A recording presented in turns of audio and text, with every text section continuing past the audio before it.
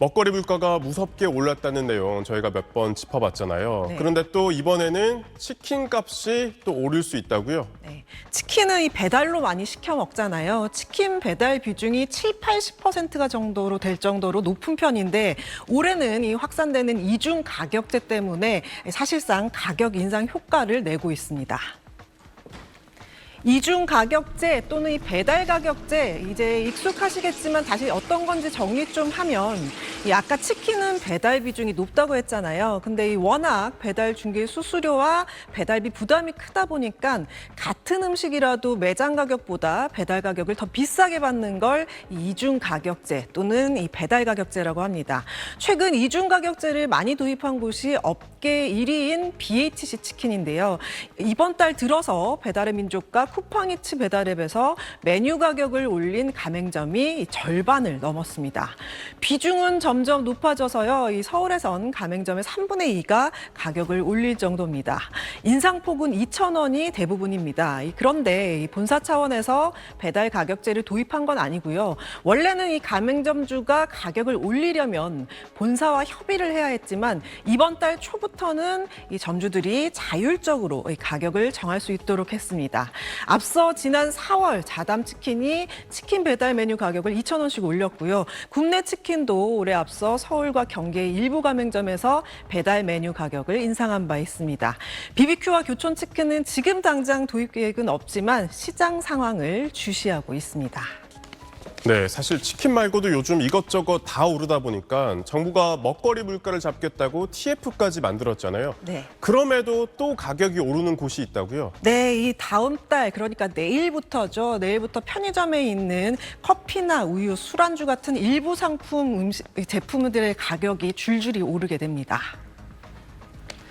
정부가 지난 18일 TF를 꾸리면서 식품업계와 가격 인상 품목과 인상률을 최소화하기로 했는데 얼마 지나지 않았는데 이 제품 가격을 올린다는 겁니다. 최근 커피 음료와 커피 믹스 등 출고가를 평균 7.7% 올린 한 식품업체는 승냉류 등을 이 최대 5%대로 올리기로 했고요. 또 다른 커피 전문 업체는 이 커피 5종을 10% 넘게 올리기로 했습니다. 우유값도 인상돼서요. 5% 오르는 제품이 있고요. 술안주도 한 식품업체 골뱅이 제품은 13%까지 가격이 뜁니다. 네, 이렇게 가격이 다 오르다 보니까 저도 장 볼 때 그렇습니다만 소비자분들도 특가 상품이나 아니면 브랜드의 거품을 뺀 상품에 또 집중하게 된다고요? 네, 지금 이 영상을 좀 보시면요. 이렇게 오픈런을 하는 현상까지 벌어지기도 하는데요.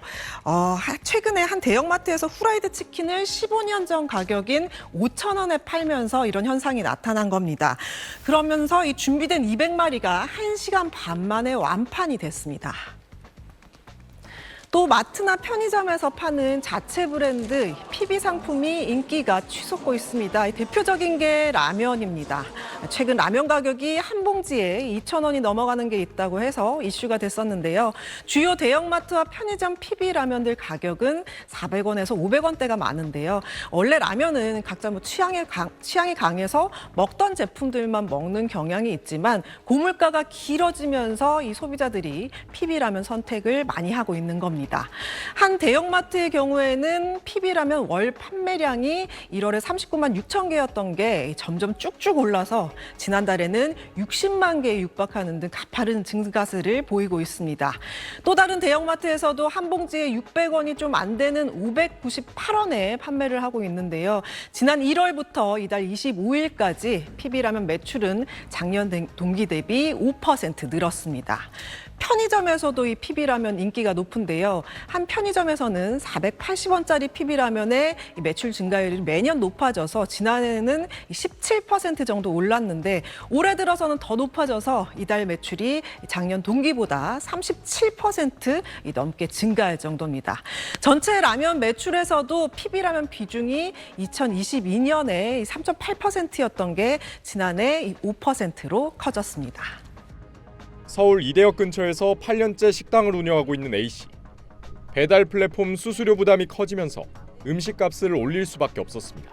음식값 올릴 때 엄청 오랐어요. 고객들이 배신감 느끼실까 봐 도저히 못 올리겠다 싶어가지고 한 6개월을 버텼거든요. 한 달에 500만 원씩 적자더라고요. 배달 수수료와 임대료, 인건비까지 빼고 나면 남는 게 별로 없지만 배달 플랫폼을 이용하지 않을 수도 없습니다. 3분의 1 정도 매출이 깎이더라고요. 그리고 15,000원 팔면은 1,000원 남아요. 1,000원, 2,000원. 남은 걸로 임대료며 이런 거 다 내는 거지. 몸은 미친 듯이 힘들고 수익은 안 나니까 감당이 안 되고. 비싼 배달 수수료를 아끼려고 배달에 직접 나서려고 해도 배달 플랫폼 계약 기간엔 그마저도 어렵습니다. 수수료 때문에 가게 배달로 나가려고 했더니 내려도 안 내리면 이쪽에서 쓰레겠습니다. 허용하지 않는 문구라고. 서울시가 프랜차이즈 가맹점 186곳의 매출 자료를 분석한 결과 배달 매출에서 수수료가 차지하는 비중은 평균 24%로 나타났습니다. 플랫폼 화면상에서 상위 노출 경쟁 등이 더해지면서 수수료가 1년 만에 6.9%포인트 늘어난 겁니다. 배달 플랫폼 자체가 수요의 가격 탄력성이 낮습니다. 이게 필수제이기 때문에 가격을 올려도 이용률이 낮아지지 않기 때문에 더 많은 이익을 취하기 위해서 민주당이 다음 달까지 자영업자와 배달 플랫폼 업체 관계자를 만나 구체적인 상생 방안을 논의하기로 해 귀추가 주목됩니다. SBS 김덕현입니다. 한 기자, 올해 상반기에 소비자 물가가 상당히 안정적인 걸로 나타났는데 그럼에도 불구하고 이 소비자들이 느끼는 체감 물가가 높은 이유, 이걸 한국은행이 분석했다고요? 네, 이미 이 코로나 이후에 국민 의식주와 관련된 생활 물가가 너무 높아져서 그런데요. 2021년 이후부터 2025년 5월까지 생활 물가 누적 상승률이 19.1%로 나왔는데 소비자 물가 상승률보다 3.2%포인트 더 높은 것으로 나타났습니다. 팬데믹 기간을 생각해보면 공급망 차질을 겪어서 운임비가 올라가기도 했었고요. 또 이 러시아 우크라이나 전쟁과 기상악화로 식료품과 에너지 물가가 크게 올랐었죠. 또 최근에는 수입 원자재 가격과 환율까지 올라서 시차를 두고 가공식품 물가에도 반영이 되고 있기 때문에 지금까지 영향을 미치고 있는 것으로 풀이됩니다. 전 세계가 이 비슷한 걸 겪어서 다 힘들겠지만 유독 이 한국의 생활 물가는 다른 나라에 비해 좀 더 높은 수준입니다. 2023년 기준으로 OECD 평균 물가를 100으로 봤을 때 우리나라 식료품과 의류, 주거비는 각 156, 161, 123으로 집계됐습니다. 세계 주요국 평균을 훨씬 뛰어넘을 만큼 우리나라가 더 비싸다는 뜻이 됩니다. 영국의 한 경제 분석기관 통계에서도 우리나라 과일, 채소, 육류 가격은 OECD의 1.5배 이상이나 됐습니다. 네, 많은 국민분들은 물가가 너무 높아졌기 때문에 이 소비가 위축되고 있다, 이렇게 보고 있다고요? 네, 한국은행의 설문조사에서 올해 1월부터 4월까지 소비 지출을 늘리지 않았다라고 답한 응답자의 62%는 물가 상승에 따른 구매력 축소 때문이 이 주요 원인으로 꼽았습니다. 그리고 팬데믹 때는 실제로 물가 상승 때문에 구매력이 떨어졌다는 자료도 존재했는데요. 2021년 이후 가계의 명목 구매력, 그러니까 이 근로소득이 높은 물가 상승률을 상쇄할 정도로 충분히 늘지 못하면서 2021년부터 2025년 1분기 중 평균 실질 구매력 증가율이 2.2%에 그쳤습니다. 팬데믹 이전인 3.4%보다 낮은 수치입니다. 특히나 이 체감 물가는 중장기적으로 물가 안정을 저해할 수 있는데요. 생활 물가가 높으면 다른 물가가 떨어져도 물가가 계속 높을 거라고 기대하는 가계 기대 인플레이션에 자극을 줄 수 있다는 겁니다. 대책도 제시됐는데요. 이 생활 물가 상승을 억제하려면 기업 간 경쟁을 촉진하고 농산물 수입선을 다변화해야 한다고 했습니다. 네, 얼마 전 이재명 대통령도 라면 값이 정말 2,000원을 넘냐면서 이 먹거리 물가 안정을 당부했잖아요. 네. 그래서 정부가 TF를 가동했죠. 네, 비상계엄 후 6개월 동안 식품 외식기업이 제품 가격을 인상하면서 가공식품 물가가 2개월 동안 4%대에 머물러 있죠. 농식품부가 TF를 가동하면서 세부 방안을 마련하기로 했습니다. 먼저 식품업계와 가격 인상 품목과 인상률을 최소화하고 할인 행사를 하는 방안을 마련하기로 했고요. 지난 10일부터 공공 배달앱 소비 쿠폰 650만 장을 제공하기 시작했습니다.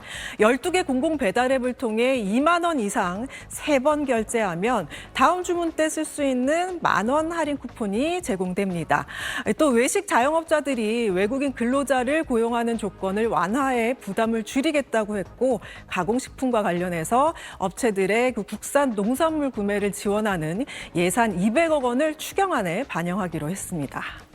네, 이제 여기에 보면 달걀, 배추, 닭고기 최근에 보도가 참 많이 되고 있는 농축산물들인데 네. 그만큼 가격이 요새 좀 불안정한 상황이잖아요. 네. 대책은 나왔습니까? 네, 그렇습니다. 이 달걀은 이 생산을 늘려 가격 안정을 유도하기로 했고요. 또 배추는 여름 배추 수급 안정 대책을 마련하기로 했고, 닭고기 같은 경우는 수입 공백을 최소화하는 방안을 추진하기로 했습니다.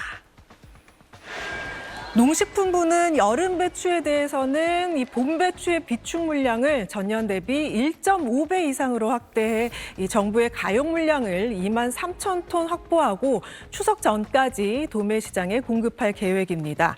달걀과 관련해선 단기적으로는 이 생산자 단체의 생산 확대를 유도하고 중장기적인 개선을 위해 시설 투자 지원 예산 144억 원도 이번 추경안에 반영할 예정입니다. 브라질의 이 조류 인플루엔자로 불거진 수입 중단과 관련해선 다음 달 말 태국산 닭고기 4천 톤을 우선 들여오고 8월부터는 이 브라질 내 질병 우려가 없는 지역의 닭고기 수입을 재개하기로 했습니다. 대형마트 달걀 30개, 한판 가격은 이젠 8,000원에 육박합니다. 오르는 게 더 눈에 딱 띄더라고요. 매번 봐요. 마트 오면 계란값이 어떤가. 그래서 가장 좀 괜찮을 때 사려고 하는. 지난달 평균 달걀 소비자 가격이 특란 30개짜리 한 판에 7,026원을 기록하며 4년 만에 처음 7,000원을 넘어서더니 이후에도 떨어질 기미가 없습니다. 산란계 협회는 정부의 사육 면적 규제 등이 원인이라고 주장하지만 정부는 협회의 담합을 의심했습니다. 협회가 고시한 달걀 산지 가격은 지난 2월 개당 146원에서 지난달 190원으로 30% 넘게 올랐는데 인상 요인이 없는데도 이렇게 올린 건 일종의 가격 담합으로 보인다는 겁니다. 공정거래위원회는 산란계 협회 본부와 경기 충남지회 등 3곳에 조사관을 보내 전격적으로 현장 조사에 착수했습니다. 협회가 회원사들에게 고시 가격을 따르도록 해 달걀 가격을 견인했는지 살펴보는 것으로 알려졌습니다. 이와 함께 정부는 생산자 단체의 산지 가격 고시를 폐지하고 달걀 공급도 늘리기로 했습니다. 산란계 사육 기간을 평균 84주에서 87주로 연장해 달걀 생산량을 약 4% 늘리고 0% 할당 관세가 적용되는 달걀 가공품 물량도 4,000톤에서 10,000톤으로 늘릴 계획입니다. 먹거리 등의 가격 상승률도 여전히 높아 생계비 부담이 이어지고 있습니다. 계란, 닭고기 등 가격, 수급 관리가 필요한 품목은 맞춤형 대응을 하겠습니다. 또 농협 자체 할인과 농가에서 조성한 기금 등을 활용해 대형마트 등에 납품하는 단가를 30개, 한 판당 최대 1,000원 인하하는 방안도 이달 중 추진하기로 했습니다. SBS 엄민재입니다.